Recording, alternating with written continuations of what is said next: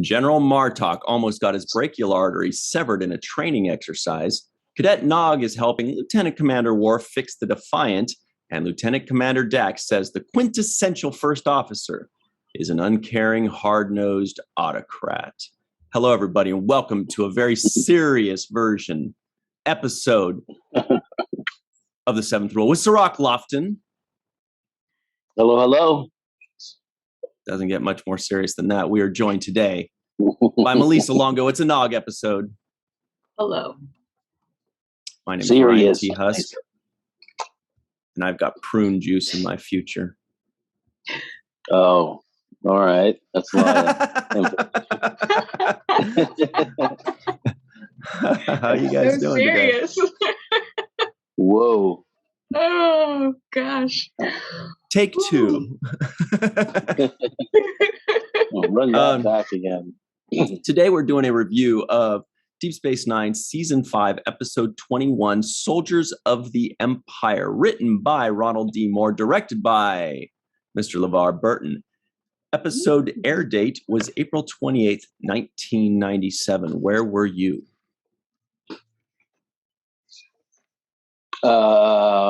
Recording another episode. We know what you were up to. Real quick, I want to give a shout out to our good friends at Lambda Quadrant.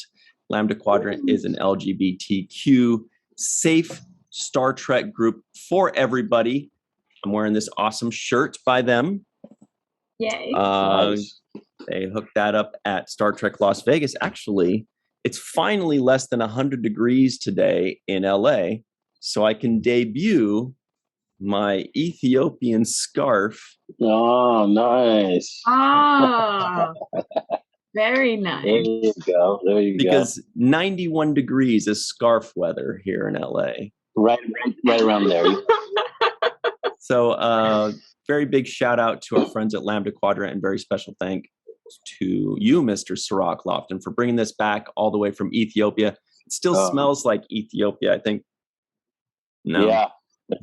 But it did. Yet. It's worn out. It did at one point. Yeah. Anyway, thanks for that. I will cherish it forever. Hooked me up with these green, yellow, red bracelets at the con, so I'm still rocking them. Thank you to them, Steph. Big shout out to you. Show the shows. Hooking it up. There it is. That's that green, yellow, red. These were basically designed for the fans to kind of let people know whether they were good with distance, social distance, and what distance to maintain. But since they made them in green, yellow, red, I figured I'd put them all together and make myself a little Ethiopian flag bandana to wear on my bracelet. So thank you very much to the Lambda Quadrant guys. Plus, it means you're good with no touch, handshakes, hugs. You're like, I'm good with all of it. Yeah, it was a confusing thing for people. Stop, go, slow down. I am not sure which one.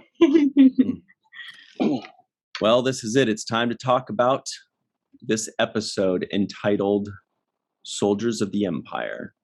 What do you guys think of it?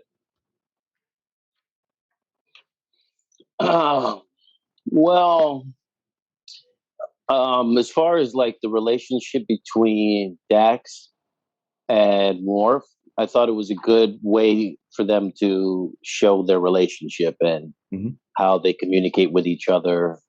And I like the way Dax doesn't give up on trying to get her point across and how she goes about doing it with Worf. She's sensitive to, how he is. So she's playing to, certain elements that she knows could push his buttons. And I think for real, as a story for their relationship, it expands upon what we've seen them between the two of them. I've seen them fighting a lot with, just like doing these fight scenes. But to me, this shows a more intimate kind of understanding each other level that we hadn't seen before. Mm-hmm. We also got a Nog sighting, right, Malissa? Yeah, right there. Yeah. That was a special too. special moment seeing him on this one. I kind of didn't expect it, so it was great when it just popped up. Nice. Yeah. Yeah. It was a good scene. It was it felt like it was kind of an unintentional foreshadowing to the lower decks, because I could definitely see Nog being a lower decker, you know. Cadet Nog, yeah. And working with his superiors and his reactions to Worf, which I liked that pairing too, of Nog and Worf together. Working together. That's a great odd couple right there. Yeah. Because Worf still kind of, even though Nog is a Ferengi, even though Nog was a troublesome kid, even though Nog is a cadet, Worf still kind of respects him for the fact that, you know, Nog gets like 100%. He's always yes, sir, and no, sir. And, you know, there's a little bit of respect there. It was also great when, you know, 2 6'4" Klingons are on either side of Nog, and he's just like, can I just get through here? Yeah. Love that. Yeah. Well, and Nog's also the first of his kind to be in Starfleet, so they've kind of got that in common as well. Mm-hmm. Right. Yeah, what I liked about that scene, you know, there were a few moments there, and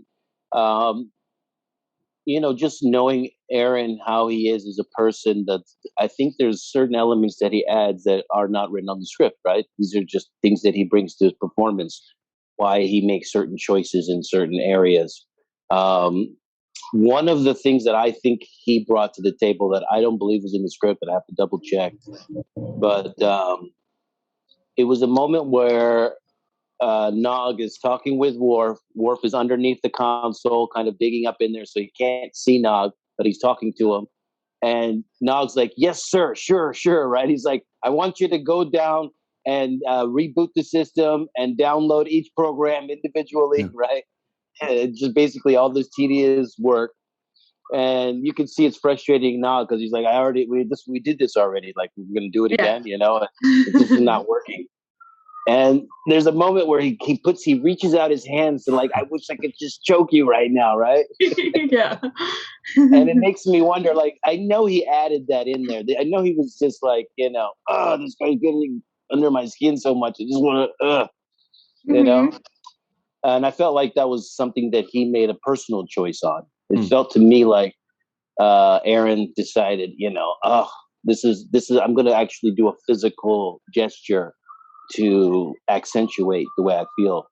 I can't prove that right now because I don't have the script in front of me and I don't know what it says, but it just feels like that's Aron taking it one step further and adding his own special touch in that scene. Fun. Yeah. What do you think would have happened if Nog did actually grab Worf by the neck?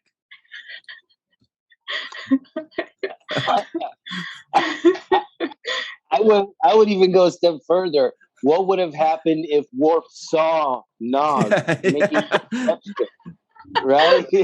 That would have been funny. Yeah. They could have added that in there, and that would have been a great line. Like, what was that you just did, Cadet? Nothing, sir. Just stretching my arms, you know. There we go. All better. I'm ready to recalibrate stuff now.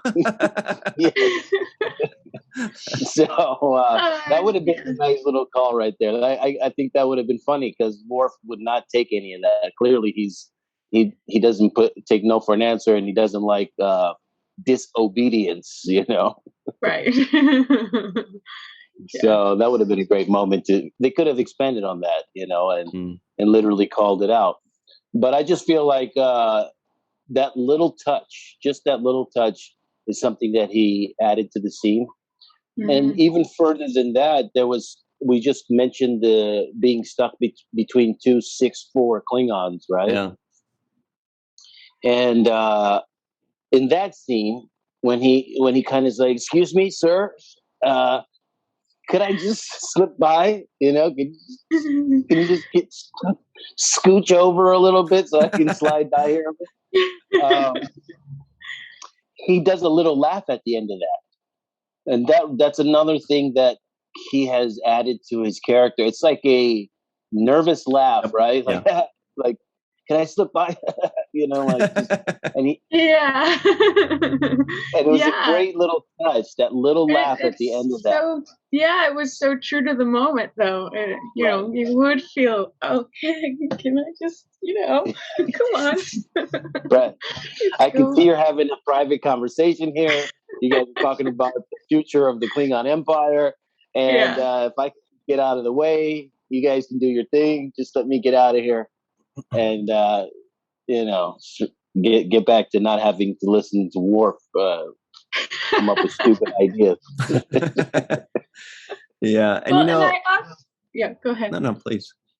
No, I was going to say, and I also noticed when Nog was leaving General Martok, I could hear his thought, Martok's thought, as he was leaving.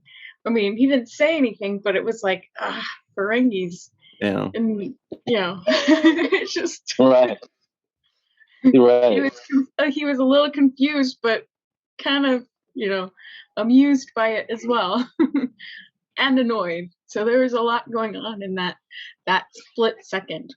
Right. And what was going on for me too was that it's cool to see, even if Aron only gets 1 or 2 scenes in an episode, it's great to see that character progression of, because remember at first they just needed his ears, and then they needed him for something else. And then they needed for his ears again. And then now he's kind of being integrated a little bit more. He's still not like part of this main crew thing, but he's working his way up and they're showing it. So it's not like this stark difference when we see him on the Defiant, doing whatever he's going to be doing.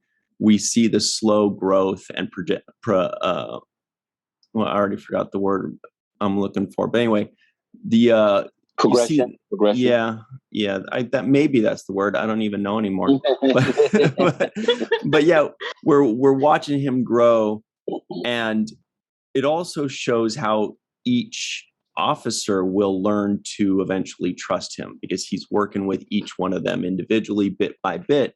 So as time goes on, each one of them has kind of formulated a work relationship with him, which I think is also great to show.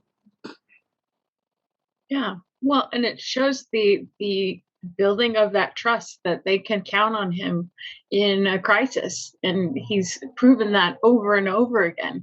And I do like that they sprinkle him in here and there, so it's not just okay. So now he's in Starfleet, and we're just not going to do anything else with that.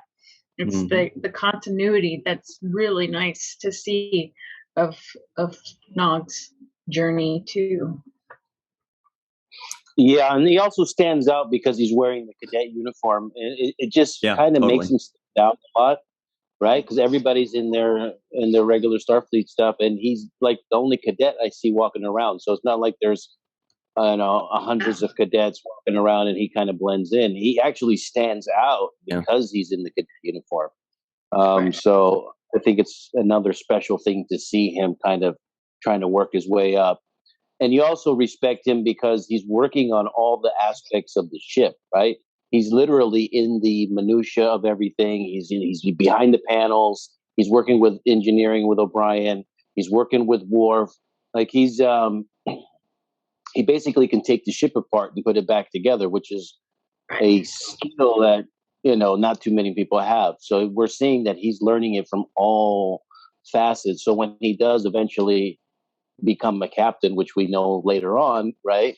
And we know that he is probably best suited because he's went through all of these steps and he's worked his way up, and he started from the bottom, and now he's he makes it to the top.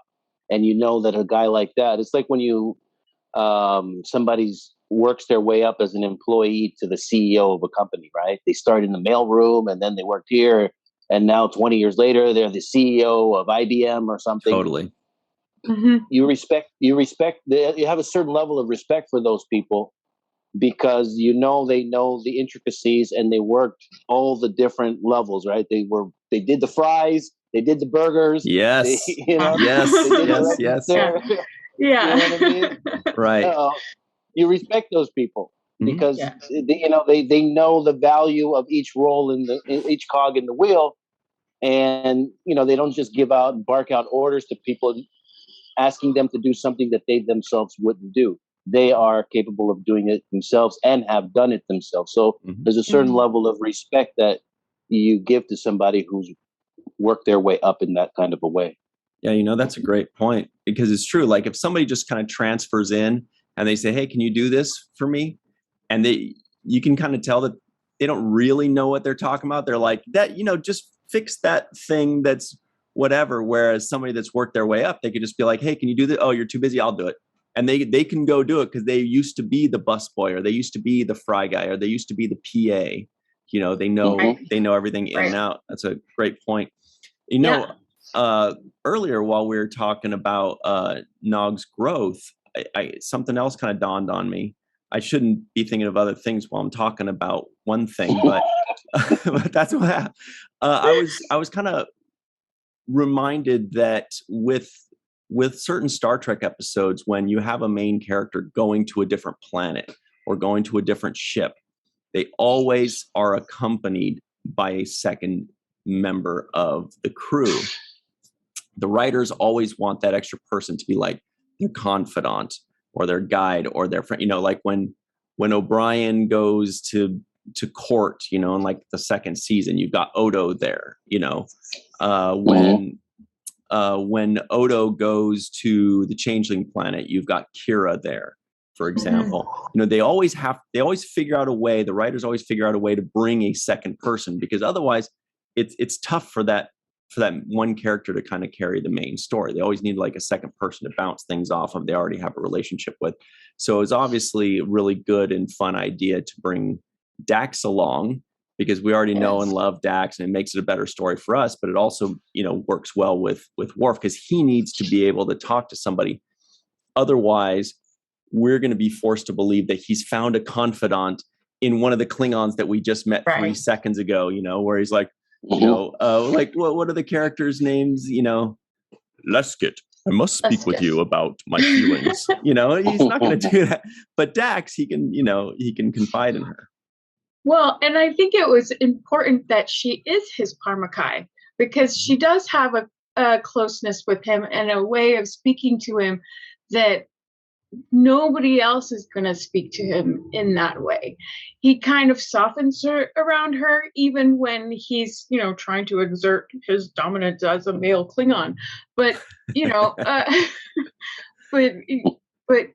and she has the patience with him and the wisdom of 7 lifetimes to help him through these challenging moments, which I don't think any other member of the crew could have helped him as much as she did, especially with her experience with Klingons. Do you think if she were Italian, she'd be his chicken Parmakai? No, man, I knew something was coming. I just didn't know that was it. You didn't know it was going to be that bad. I didn't know that was going to come back. When Melissa said Parmakai, I was like, yum, sounds good. Parmesan. Yeah. Anyway, I'm very sorry for derailing us. Sorry, thank you for that. Appreciate that. Wow. Wow. No, wow. Wow. It's funny when you said pairing. It made me think about, like these episodes that we've watched. And yes, that is a common theme for them to have a secondary character go along when they leave the planet, leave the station, or go on a trip. For example, I remember Dax and Kira were paired together one time to go on some research to, explore something.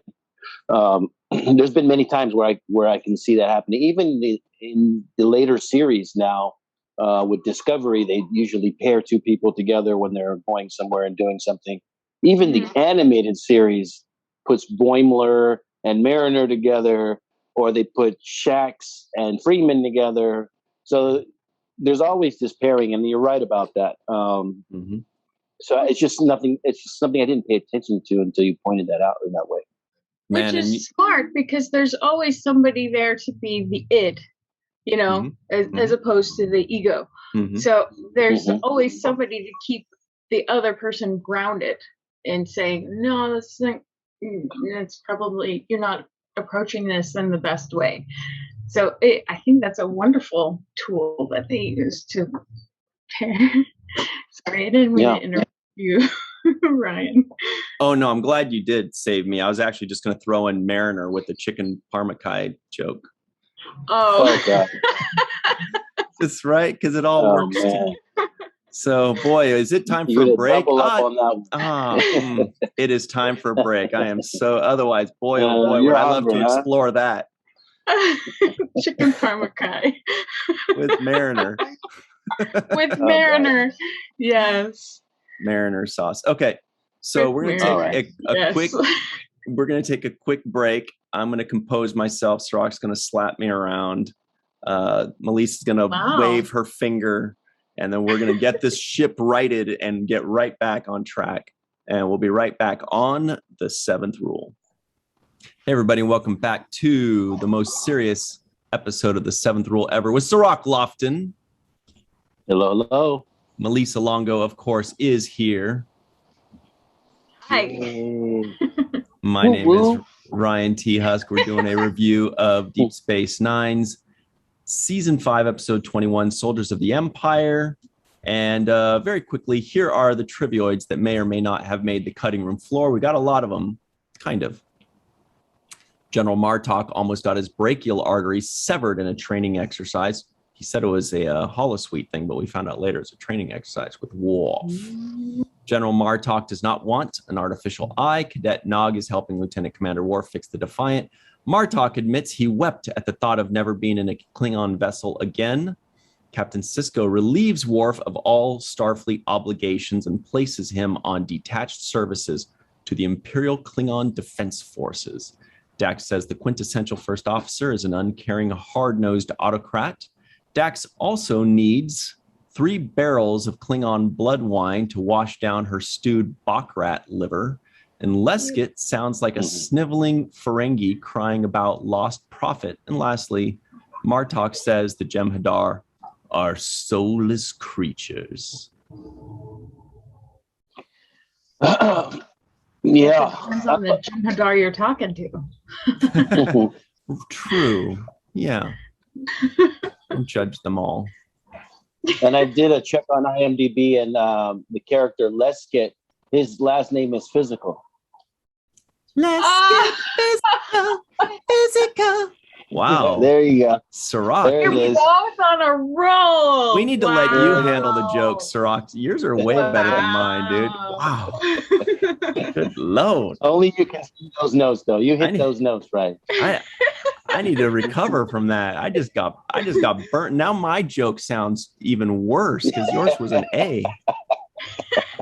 Well, you didn't add the Bajoran cowbell to yours. Oh yeah. Let's get physical. There it is. Nice. Okay. Yeah, you know what? It's funny because I was waiting for one of your trivioids to be Klingon blood takes days to get out of the carpet. Yeah. That is a good one.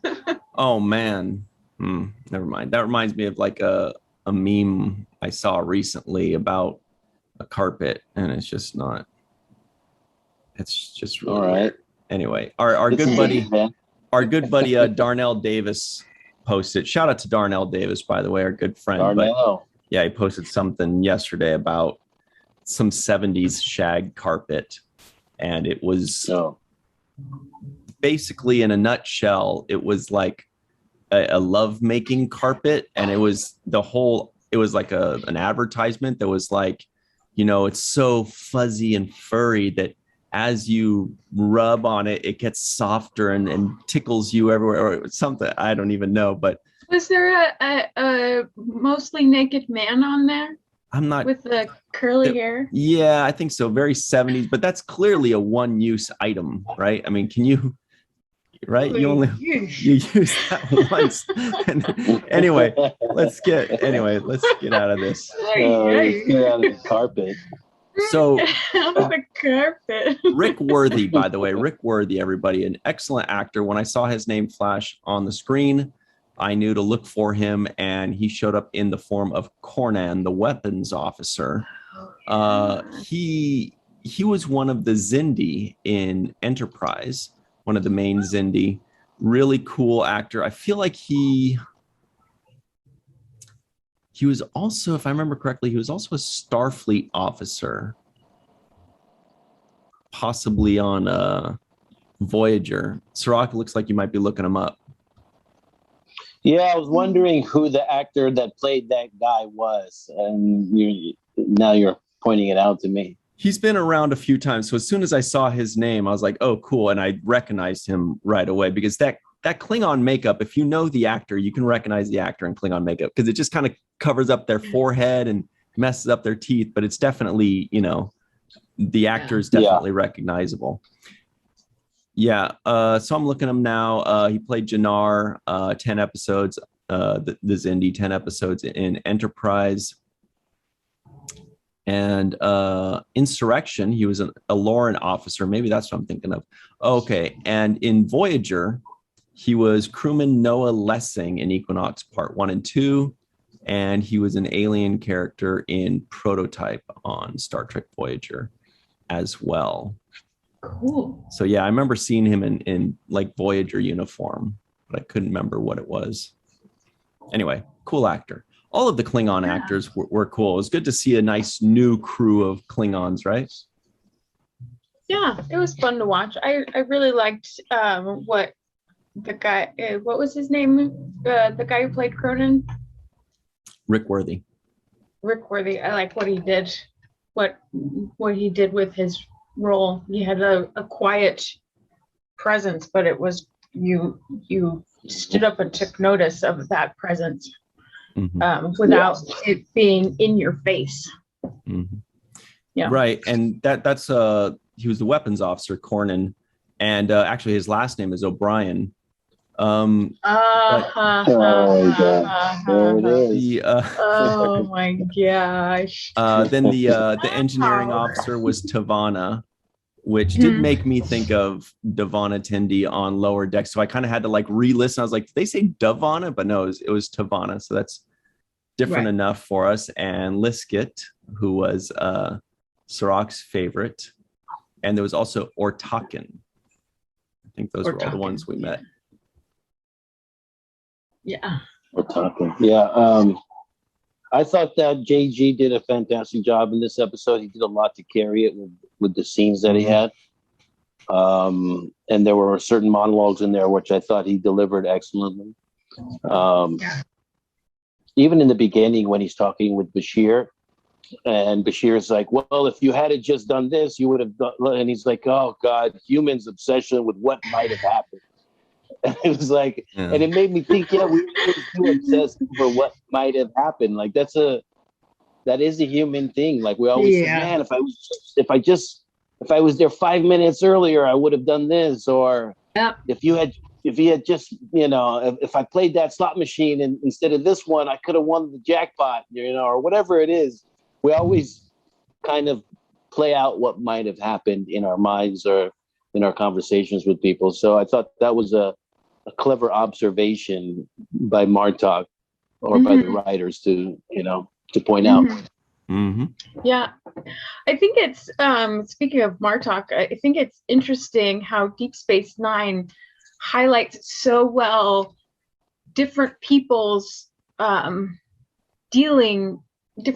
how they deal with post-traumatic stress, because Martok is definitely dealing with post-traumatic stress from having been in the Jem'Hadar camp for 2 years. So I think it's interesting that they highlight in different stories and just kind of shine a flashlight on it that, people deal with stress and trauma in different ways. Some people run to danger and others hide from danger. And for a Klingon to hide from danger, that's, it's an interesting look into post-traumatic stress, And, yes. I always like it when Star Trek writers take us in a direction that we don't expect, because I hadn't seen this in a while. So I was half expecting for everybody to question Martok and question him and question him and question him. And then finally, boom, he's proven right. And he's like, see, for 2 years, I was in this camp and I'm not crazy. I haven't lost my mind. I told you, whatever. And he has his redemption story. And then they all kind of like, look, and that's kind of where I thought it might go, because things like that have happened in the past in Star Trek episodes where the person they think, kind of needs to be nudged in one direction is proven to be right. But obviously this is much more effective. The fact that he does have that PTSD and Worf doesn't really want to embarrass him. He wants to let him regain his strength for himself and re-respect himself, but also gain the respect in the eyes of his crew. And Worf sacrifices himself for that. And that's a much better ending in so many different ways, especially with, how it ends with Martok inviting him into the House of Martok. I know I'm skipping ahead a little bit, but that's definitely a better twist, I thought. So I was really happy with that. No surprise, Ronald D. Moore's a great writer. Yeah. Well, and it reveals character. It's without it being on the nose, hitting you over the head on what a noble man Worf is. It shows it through action and the choices that he makes and accepting the consequences that may come along with those choices. He didn't know if Martok was going to kill him or not, but he made the choice anyway, because he's a loyal friend and soldier and first officer. Yeah, I think you make an excellent point, Melissa, about post-traumatic stress, and this show does deal with that a lot. With Kira's character, Dax was dealing with it when she was reflecting on her past lives, and a lot of people have been dealing with it. Renee, Odo's character is dealing with it when, what he's been dealing with prior to, DS9 being Deep Space Nine when it was Derek Nor, and he had to deal with that stress of getting those people. And Sisko in the first episode. Yeah. Right. So I think you made an excellent point, and they really deal with it with in a sensitive way, and try to get the best results out of it by talking things out, having certain storylines happen so that people are put in situations where they have to make decisions. So I think it's a very redemptive thing. It's a healing thing for people to kind of go through this process as they watch the show. And the other thing I wanted to point out was the multi-episode plot arcs that is always being talked about on Deep Space Nine, and how they were the pioneer of that, especially when it comes to Star Trek. That becomes clear in this episode because you get to see, for example, Worf talk about the time when Martok saved him in the episode previously that we had seen, where Worf was fighting the Jemadar and he was about to give up, and that moment there. So they never really touched on that moment. They never really explained that moment or had a follow-up to that moment. So this was an opportunity for them to follow it up, even though I think that happened maybe 5 or 6 episodes prior to this episode. So another kind of multi-episode plot arc that you see kind of developing in front of you. And there's just examples of that all over the show, where they keep bringing up things from episodes that we had seen before. And I like that, because it makes you, a lot of shows go and they do an episode and then they move on to the next one, and they don't really recall things from the past. So like we normally do in our lives, right? Hey, you remember that bachelor party you had? Or, hey, that Vegas trip? Or we normally bring things back up in our lives. And Deep Space Nine does a good job of kind of bringing things back up, bringing back topics, and not letting things go the way we normally would in our own lives. Right. Which is the more honest storytelling, in my opinion, because our histories make us who we are. This is how we evolve, by learning from our past experiences. And if we forget about that, and from the next episode to the next, then it's like, well, how am I supposed to invest in you or the character if everything that you've told me up until this point is forgotten? So right. It feels more honest, in my opinion. Yes. There were also some lines in this episode. Sorry, Ryan, I know you're going to make a point. Let you go. It can wait. I was just going to say that every time you guys go, oh, Ryan, what were you going to say? You really shouldn't. I found the love rug. So I was just going to say, we'll save that maybe for the free for all, for the adult portion of the show. So I don't want. Yes. It was our good friend, Mr. Darnell Davis. You want Melissa's here, Yeah. Right. Rug. That's what it's well, apparently Melissa's already seen it. You were right. There was a very suggestive man on there. Anyway, you're right. Yeah. So everybody stay tuned for the free for all. We'll unveil that shortly. The unveiling. No, I liked also the scene where Dax kind of gets confronted by the crew. Mm-hmm. And she has to stand up for herself, and they say something to the effect like, nobody's going to tell unless you're going to tell, and unless Worf's bed isn't the only one you're sleeping in. Oh, zip! Yeah. That's true. And then her response was just great when she said, "My bed is empty, except unlike yours, it's by choice." Right. That was great. I was like, comeback. Yeah. So I love that exchange right there. I love the way Dax speaks up for herself. I like her assertiveness. I like her confidence. I like that she has the wisdom to impart that helps Worf kind of deal with the situation at hand and understand what's going on. So she plays an intricate part in this, and I think I see a person in her that I feel more comfortable with, and I've seen like her growth, and even her character has come a long way, in my opinion. And I enjoyed watching her, for example, beat up the guy when he was sitting in her seat. Like, that's my seat. I was like, don't sit in Jackson's seat. She's like she's jailhouse about her seat selection. She goes hard. So well, she's also the perfect. I liked it. She's the perfect character to hang out with the Klingons too. Like, Kira has the strength, but not really the disposition for it. Like, if somebody kind of got in her way or did something, she would take it. She'd be like, no, we're fighting about this. That's it. Whereas Dax can kind of like keep it light and laugh and just be like, hey, I'm going to be tough, but then we're going to drink, Sisko has also shown he can do that. But yeah, someone like O'Brien, Kira, Odo, they won't fit in with Klingons. But everybody that's watched The Next Generation knows that Commander William T. Riker can pull it off. He can do it.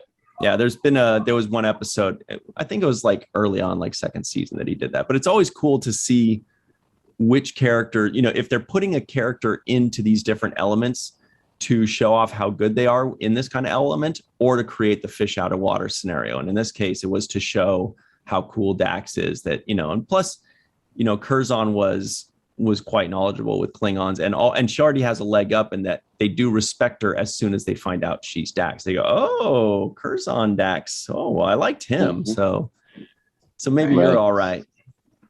Well, and I also think that she's an observer, in a sense that she can read a room better than a lot of people.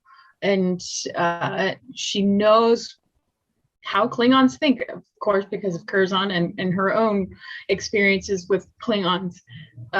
So it's kind of a calculating way to get into the good with, getting good with the Klingons, but also it shows her experience and her wisdom too, that she'll sit back and observe when she needs to. see what's going on, assess the situation, and if she needs to step in, she will. And which is why she got herself assigned to the mission as well. It's because she saw the Klingons coming into Quark's bar and was like, okay, maybe Worf needs a wingman for this mission. Wingwoman, wingman. And the way she told him was great. Sometimes Star Trek writes those in and you go, okay, that's cute, I get it. But then sometimes you're like, okay, that's really, really funny, especially the way Terry Farrell delivered it with that coy smile. She's like, oh, I just thought it'd be fun to do it this way, or whatever she says, where she's just kind of like, it's more fun this way. Yeah, it's like it's more fun this way. Right? And she delivered it so beautifully. Yeah, it was nice, playful moment. And Worf is like, Yeah, and I thought he would be more pissed because he's like, I already talked to Sisko and General Marta. I'm like, dude, I'm the last to know, I thought he was more pissed, but he wasn't. He kind of let it go. And there's also moments too, by the way, what Dax does to Worf. Worf is usually, make sure that this is this, and go here, and I don't think so. And then there's moments where he softens up for Dax, where he doesn't soften up for anybody else. He's like, you have to let me, he explains it to her in a different voice almost. Right? Yes. It's like he actually changes his voice. It doesn't have the growl and the grit behind it. He's like, I have to do it like this because, I need to, and he talks directly to her in a more subtle, intimate way, which you would do with somebody that you love and care about. But he has to break his facade for a second sometimes to tell her, hey, you're undermining what I got going on here. Like, chill out for a second. Don't embarrass me in front of my friends. Something to that effect. And I will not have it any other way. So I like the fact that she brings that out of him.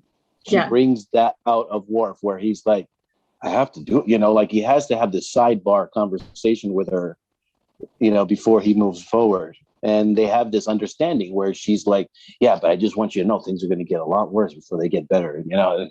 And they have that little conversation.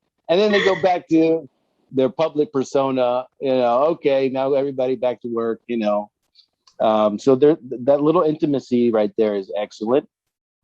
And I also wanted to just highlight one other thing, which was, again, how fantastic JG is as an actor and the performance that he gave in this episode. I like the line that he gave, and this probably will be my favorite line of the episode, Ryan, since you were asking or about to ask.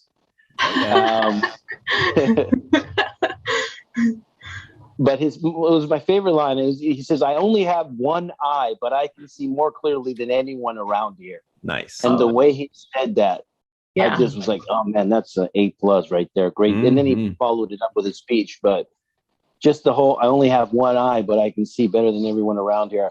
I thought that was it was just a classic line for me. Yeah, that's a good point. That's a good one. I kind of got lost in thought, like imagining if when, Dax tells Worf she's coming along with him, if he started to protest, it would have been funny if she made a line like, don't worry, I won't embarrass you in front of your little Klingon friends or something, something just kind of like patting him on the head. Don't worry, Worf. Don't worry. That could have worked. But yeah, Martok did have a lot of great lines and great moments as we're watching his journey from, healing up physically and mentally from 2 years of trials and rigors. And, he's fighting with Worf ahead of time, training, I guess, because he's trying to become, a warrior again. But the last thing to be fit to be a warrior for him is his mentality. He's training his physicality, but mentally he's not ready, even if he thinks he is. And it was cool to see that transition that Worf pulled out of him. And I think that's probably it. I don't think we're going to see, I think it was a 1 episode arc. We're not going to see Martok a few episodes later being like, well, I don't know. I'm still not quite feeling right. I think that's it. You're gonna be like, okay, you saw the transition, moving on. You guys get it. He got past that. And part of me wondered that Martok inviting Worf knew that he had the problem to begin with, and if he could trust anyone to get him out of it or help him through it, it would have been Worf, which says a lot. I don't know. Subconsciously, I think he may have invited Worf for that reason, to be his first officer. Yeah, and I like the moment at the end when Martok asked Worf, he said, how did you know that I wouldn't kill you? And Worf is like, I did not. And that was just a good moment there. It was like, I put the trust in it was in your hands. You could have killed me. And then Martok, another part of that moment that I liked was when he says, thank you for doing that. And Worf doesn't want to take the credit. So he's like, you did the same for me. And he rolled his eyes a little bit and kind of walked away. It felt uncomfortable for him to kind of deal with that, accept the thank you for that. You did the same for me. I walk away. I don't deserve any accolades for it. But Martok's like, no, come back here, young fella.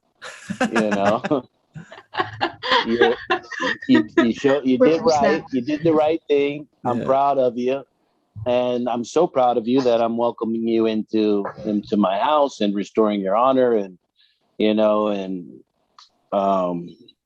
I think that was a big gesture too. That was a very special moment for Worf because he got some kind of redemption from the Klingon Empire for, being disgraced and whatever.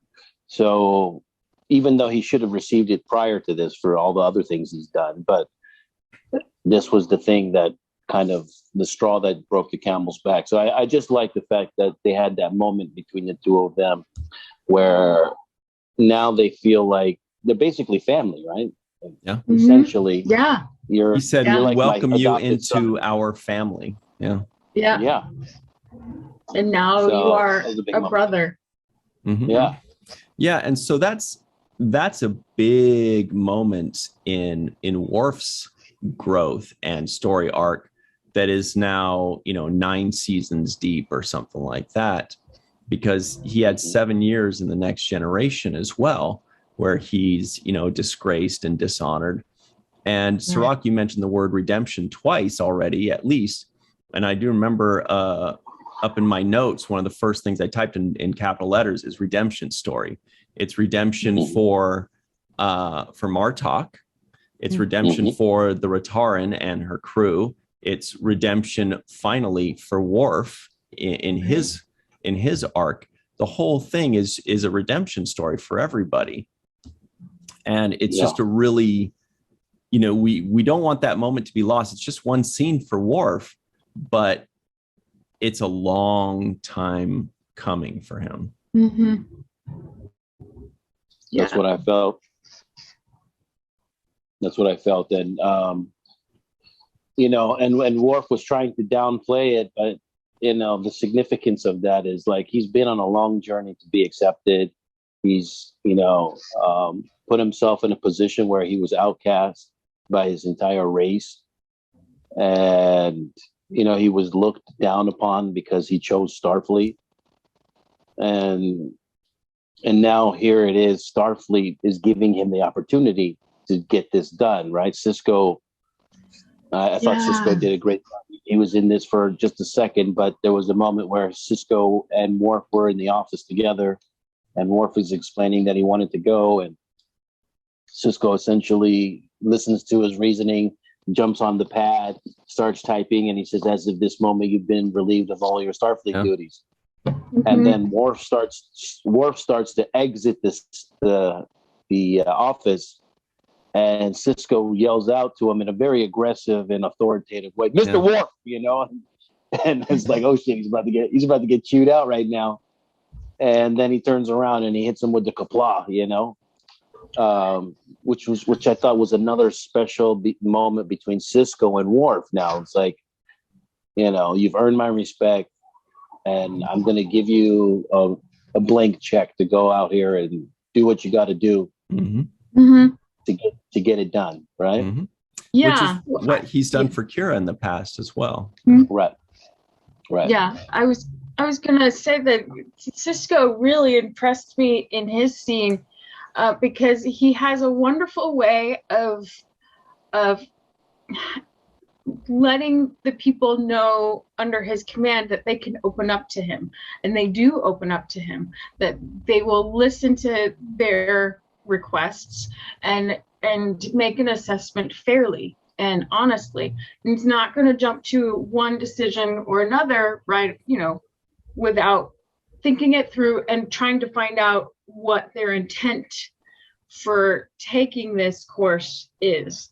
And it shows that he really cares about the mental well-being of his crew, and shows that there's a respect that everyone in the crew is valuable. They all have something wonderful to bring to the table. I know. I see that. And also it shows his sensitivity and respect for other people's cultures too, which is when he said Kapla. It showed a respect for Worf's cultures and his culture. And he does that with the Bajorans, and he does that with the Ferengi. Barely the Ferengi though. But yeah. But I mean, he is pretty fair with Nog. He signed Nog on to the thing. He basically signed his paperwork and wrote a letter of recommendation for him. So yes, and I want to just say excellent point, Melissa, because yes, and that's what they basically told us in this, because when Worf is explaining why he wanted to go, he says there was a moment between me and Martok when he gave me the warriors look, and that we had this exchange. And then he further says to Sisko, as a human, I don't expect you to understand. Ooh. Right. And Sisko listens, like he's listening to even that part of it, right? So he's listening, he's like, okay, so this is something that's beyond my understanding. This is a Klingon thing. But there's a spiritual connection that happened between the two of them, and this and that. So he's weighing all of these things. So Sisko is an excellent listener, and like you were just pointing out, respective and understanding of people's cultures and point of view. Like he weighs so much in before he makes his decision. Yeah. Yeah. Okay, so Mr. Ty. It sounds like a nitpick is coming. Mr. Worf, do you know what time it is? No, Captain, I do not. It's time for the nitpick, damn it. The Klingons called General Martok the one-eyed giant, but he's like 6'4", and aren't all Klingons like 6'4"? He's not a giant to them. Come on. Piss me off. I'm livid. I also had a little bit of a nitpick that I've been kind of, going back and forth about. But when the Klingons entered Quark's bar, and somebody said those are Cardassian neck bones around his, his neck. And I was thinking, well, if they didn't have any victories up to that point, how did he get the Cardassian neck bones? Ooh, you nerd. Whoa. Wow. Solid nitpick. Woo. That's a solid one. Yeah. And it's funny because I have a nitpick to add to that nitpick. Oh! Melissa. Yes. Yes. And when he said those are Cardassian bones around his neck, he was telling that to Dr. Bashir. And I'm thinking, how does Dr. Bashir not know what Cardassian bones look like? Bashir's like, I know that. What do you take me for? Yeah. And we already know that he's genetically enhanced, so You know, Yeah, you would have known that right away. That's what I was thinking. I was like, that's the hippopotamus bone, of course. All right, we've got to run. We're going to get Jake Sisko guesses the IMDb score on the other side very quickly. Special thanks to Carmen, a.k.a. Skillet, TJ Jackson-Bey out in Missouri, Bill Victor Arucan. Yvette Blackmon, Homer Freezy out somewhere in New Yeezy, Eve England out in Wales, Dr. Marie Segal, Dr. Susan B. Gruner, Titus Mohler, Tim Baum, John Mann, Mark Roco, Darlena Marie, and Rex A. Wood. All right, here we go. We'll see you on the other side on the free-for-all. You guys don't know what's coming your way. We'll be right back on The Seventh Rule. Hello, everybody, and welcome back to The Seventh Rule. This is the free-for-all. Melissa and Cirroc are back. We are joined by Eve England out in Wales, Dr. Susan V. Gruner in Florida. Yay. and TJ Jackson-Bey out in Missouri. Very nice. So before we get started, we are owed a Jake Sisko guesses the IMDb score. Oh yeah, I know. I really liked it. I liked the episode. I think it was like 7.8. That's my guess. Does anybody else, Melissa? Don't give it away. She knows. Does anybody else have any guesses you want to throw out, or do you already? If you already know, no guessing. Okay. I don't know, so I'm going to throw out an 8.2.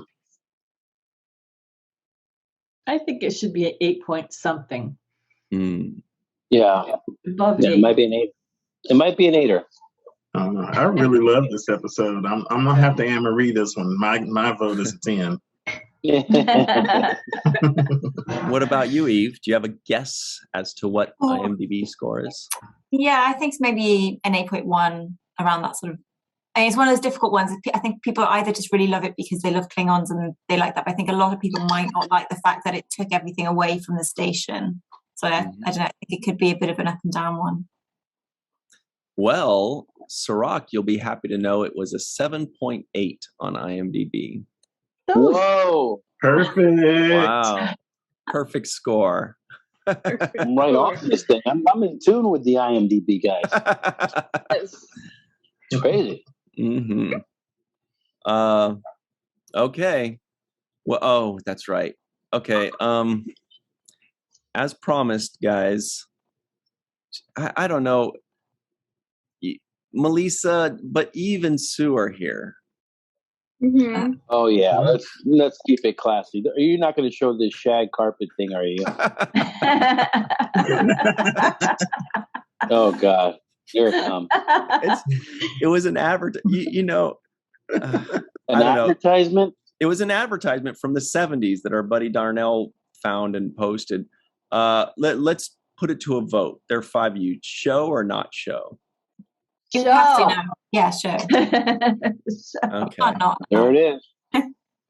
Let's see. The shows have it. Fork it over.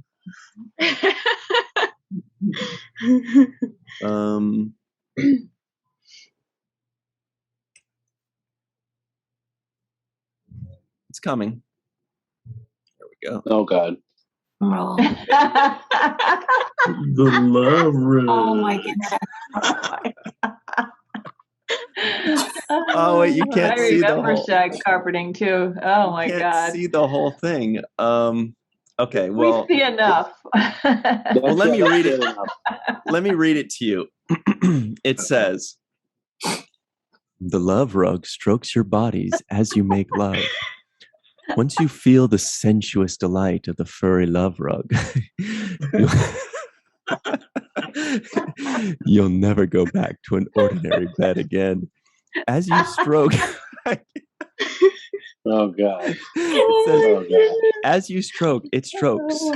The incredibly soft, fur-like fibers caress your body from head to toe. It's almost like having another lover there with the two of you. The love rug is as beautiful to look at as it is to feel. Only another animal of its stripe could tell it wasn't real. Only $150 in your favorite fur texture. Choose mink, lynx, or jaguar. But be sure to order now. Is that real? Or is that like from Austin Powers or something? Oh my goodness. That guy. If that was from the 70s, it was absolutely real. Yeah. Oh my goodness. That's hilarious. Much better with the voiceover though as well, definitely. So it made us think of that when I think Melissa, when you brought up that Bashir was like getting blood stains out of the carpet, and it reminded me of this thing that I saw yesterday. I'm like, you think that's bad? Well, maybe they don't call it shag carpeting for nothing. Yep, exactly. Yeah. Wait. Carpeting. Yes.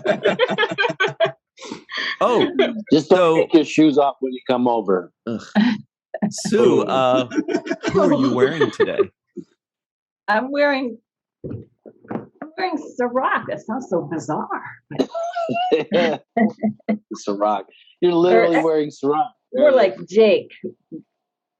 Yes. Mm-hmm. That's an awesome shirt. Cirroc when he wasn't 6'3" or And Eve, you're wearing something from Abyssinian Kiosk, right? So this is a bit of a plug to get ready for Halloween with a mug as well. Mm-hmm. So still time. Nice. Get the mug to match. AbyssinianKiosk.com. This comes in orange now as well. So yeah, special editions coming out. Beautiful. Very exciting.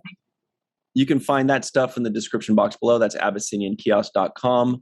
What Sue was wearing can be found at teespring.com/the7th-rule, also found in the description box below. TJ, I don't know if you're wearing anything special. I can't tell. He's just showing off the Klingons. This is my company, Incorporated, and they annually sponsor fundraising to fight cancer. So nice. That's what the shirt is all about. Excellent. That's an October thing, yeah? Nice. Yes, so coming up pretty soon here for us. Awesome. This is an old one.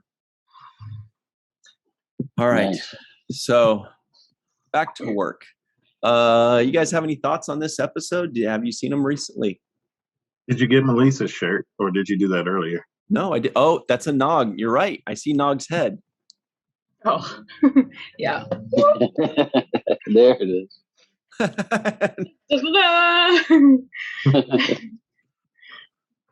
You can get that at walkingartmadebymelissa.com. We've got one representative of each of our favorite stores. That's really cool.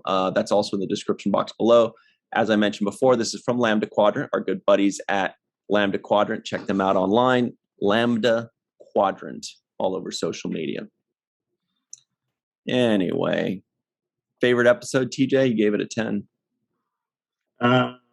It's a good one. I love this episode. I like the battle song. I like the Klingons. It's fun to get a peek into their culture and see that they're not always,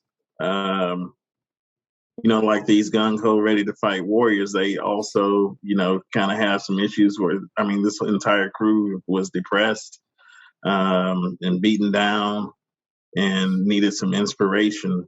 Even Martok needed some inspiration. And, the way he got it probably isn't the way any of us would have done it. Yes, come and stab me so that you can feel good about yourself and take this ship into battle. But it was all in all, it's a really, really fun episode to see the crew go through that journey of going from where they were to ready to go fight these Jem'Hadar, rescue those Klingons.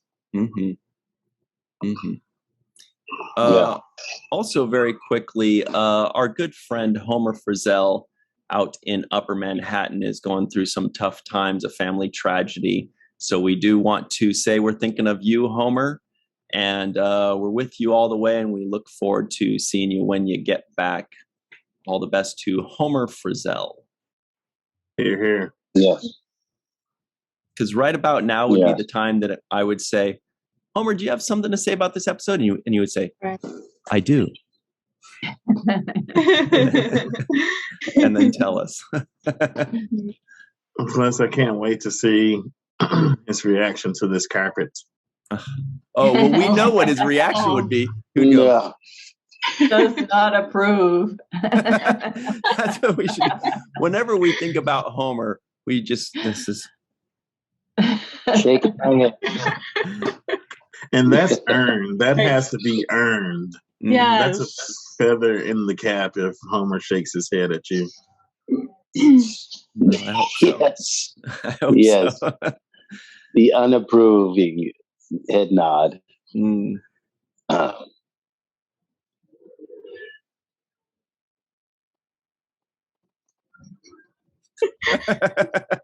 just wanted to see. Everybody's like, are we frozen? What happened? Well, Eve, do you have any thoughts on this episode that you'd like to share? I don't know if you've seen it recently. Yes, I watched it yesterday, and there are actually some good bits in the companion this week as well about this episode, which is quite interesting. So they were saying that they actually used the song, the Viking or the Klingon song from a old CD-ROM game. So they didn't have to rewrite a new song. So they were quite pleased about that, apparently, that they didn't have to start from scratch. So cool. So yeah, and what was really interesting is that Michael Dorn and JG had already sang it in that game, apparently, so knew it quite well. No so they were way. so they were able to sort of help the other crew members to get into it. But they said that they did spend a lot of time trying to learn the song, and that apparently that the whole memories from this set is just people singing and the song, and at the end they got everybody to sing it. So not just the actors, they got the crew, they got everyone to sing it. And then one other point that is really good, I think, actually, which I noticed when I was watching it, you know, when after they've won the battle and they're all singing, and then you have that brilliant shot of the bird of prey from the outside, and they were saying that LeVar actually asked specifically if they could have that where you had the singing in the scene inside to actually carry out in the external shot as well, which obviously they don't do very often. And I think that was just really powerful how they did that, when previous shots of the bird of prey was you know, you didn't have that sort of theme accompanying it. And I thought that was just a really good way of bringing the whole episode, where, like TJ was saying, that you had this journey with this crew who started from this really dark place to where they are back to being the Klingons that we know and love at the end. So I think they took some really good directing decisions and creative decisions with this episode, which I really enjoyed. Yeah, something quite refreshing, is a bit different to what we've seen for a while. Man, I can totally picture JG and Dorn leading everybody, especially JG. He's gonna be like, no, it's like this, and he's like big and jumping around and singing. And like to see that blooper reel. Yeah. Totally. Well, the outtakes. Yeah. Eve mentioned the scene where, you know, we hear the singing from inside and the viewers from outside the ship. That kind of gave me a flashback to, I think it was the Hunt for Red October, where they did that in the Red October as they engaged their silent drive, and on the sonar officer's like, I think I hear some singing. Yeah, it sort of brings in the sort of pirates and the sort of the seafaring tradition of songs, and how people, I suppose, would have heard that singing from, obviously you wouldn't in space, but that's a technical point, but that it just sort of harks back when I think O'Brien mentioned the sea pirates at the start as well. So I thought the whole thing brought it together, and it's almost like a very pirate episode, which is brilliant. Yeah. Well, Eve, you had a little nitpick there when you're like, well, they wouldn't technically hear it in space, but that was a great decision. But I thought it was just an interesting choice, because I hadn't really thought about how they'd use music or sounds from in that way. Obviously you have the theme from the external shots with general soundtrack music, but I can't remember another example of where they've used that technique elsewhere. I'm sure there are a couple, but I think that's what made it a bit more powerful, and it was quite striking when you saw it and heard it that they were doing something quite different here. It's a very special thing. That's funny too, because we were wondering, like, how did they learn all that, memorize all that? Now we ask and we get the answer. Sue, do you have any thoughts on this episode? By the way, welcome back. Thank goodness Sue is back. So happy about Great this. to be back. I loved what they did with Nog. I love the dialogue they gave him, the way he has a backbone and stands up to here's this little Ferengi and these giant Klingons, and he stands up to them both. Get out of my way, General. I loved that. That way. He had no fear. No fear. Yeah. So that was one of my favorite parts of it. Definitely. I think we spent almost half the episode praising him, right, Cirroc? We did. But actually, I wanted to go back to what Eve was saying. I did take note of the exterior shot of the bird of prey, because there was a moment when it made a turnaround and it decided to go back, and get the people. And during that turnaround, I was like, oh, that's a nice shot of the bird of prey kind of turning around and reversing course and going back to make the decision to rescue that vessel. So I thought that was pretty good. And now that you tell me that's a director's choice to add these kind of exterior shots, it's a good choice by LeVar. Yeah, definitely. I mean, it's such a beautiful ship. I mean, I always like seeing the bird of prey. They're just... It's a beautiful ship. Yeah. I don't know about the food, though. I don't know the about stewed baccarat. Liver. The liver. That's what the blood wine is for, to help you get the food down. And Dax, like, it's not very fresh. Like, so it's like old, like rotted, Oh, gross. You guys bring up an interesting question, and we do still have a little bit of time. So I would love to know whatever. I know, TJ. Okay, we'll start with you. What's your favorite Klingon song? No, I'm just kidding. If I could learn this one, I like it. I was going to say, I'm going to answer this question. All right, we're ready for you. But I think my favorite one is the one that I've heard it several times, but the specific reference I can recall is the one that Worf sings with the Klingon officer that comes to his quarters when he's trying to figure out why the fleet has arrived at Deep Space Nine in the Way of the Warrior. Right. When he goes, "It is a good story." Yes, and you tell it well. You tell it well. Right. Yeah, that one. Yeah, that's the one I always think of too when I think of Klingon songs. But the actual question I was going to ask, because that one I don't think anybody really wants to go into that one, besides TJ, is, speaking of ships' exteriors, what race of ships do you think looks the coolest? Or which race's ships or organization? Federation, Klingon, Romulans, Jem'Hadar, Breen, Bajoran. Toughies, huh? Why'd you make that face when you said Bajoran, Ryan? Just because when I was picturing them in my mind's eye when I was saying them, and I was like, yeah, Bajoran, we've seen them a few times, and I don't think it's hard to really picture if they're that great. Vulcans too, that's another fun one. We'll start with you, Eve. What do you think? Do you have a favorite ship design or type or federation? I'm going to be quite boring and go back to what I was just... I really do like the bird of prey, the Klingon. There's just something so distinctive about them that you just know who they belong to when you see them. And I think even non-Star Trek fans would often know that as well. I've always liked them. My dad built me one of those build your own models when I was sort of quite small, and it had sound effects, and I just always remember that being really cool. Yeah. So I think I'm gonna stick with the sort of boring answer, but the Klingon warships, definitely. Yeah. Nice.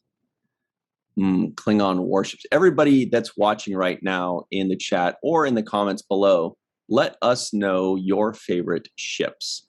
There's also Ferengi Marauders. Those are fun. Those crescent-shaped guys. Uh-oh. TJ's got show and tell. All right, TJ, what do you got? What's your favorite? I like. Is that from Generations? No, this is just a ship. It's something I brought. Someone got this for me on the last cruise that I was on. Nice. It was handy, and we were talking about ships. So, also when Eve was talking about the bird of prey, that's remember awesome. that I had this also. Nice. Yes. I hadn't opened. But my favorite ships, I've always been partial to the Romulans. Like those are the when I was watching Star Trek: The Next Generation, the aliens that fascinated me the most were the Romulans. I felt like there wasn't a great deal of information on them at that time, and so every time there was something Romulan, I was all over that because I was so curious about them. And that D. Deridex class warbird is just majestic. Good stuff. All right, Sue, do you have a favorite? Is there a Corvette class or a Porsche class? All I can think about is Cousin Gayla's ship. I just love it. It's so bad. It's good. So I'm going to go with Cousin Gayla's ship, which is not a starship, but what would we even call that? A runabout or what the heck is that thing? I'm just looking it up right now. Yeah. It's like the Volkswagen Bug. So cute. Yeah, I can't find it. I recently actually got the Eagle Moss ships of DS9 that came out a couple of weeks ago. And that's I haven't actually read most of it yet, but there's some really great sketches and concept art in there of all the different ships. So I highly recommend that if people haven't got that yet but like the ships. It's great. Wow. Nice. Melissa, shout out to Eagle Moss.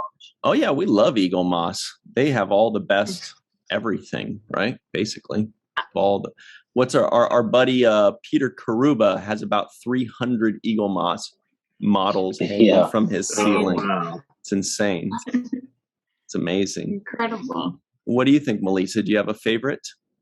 I was gonna give a shout out to the Ferengi ships, but Sue kind of already took that. Which is fine. And they are kind of cute. But I like the exteriors of the Jem'Hadar ships. I think they're pretty cool looking. They do kind of remind me of a luminescent bug of some sort, but it's sleek and not so much the interior, but definitely the exterior. No chairs in there. They're really cool though, aren't they? I do like the headsets they have. Yeah.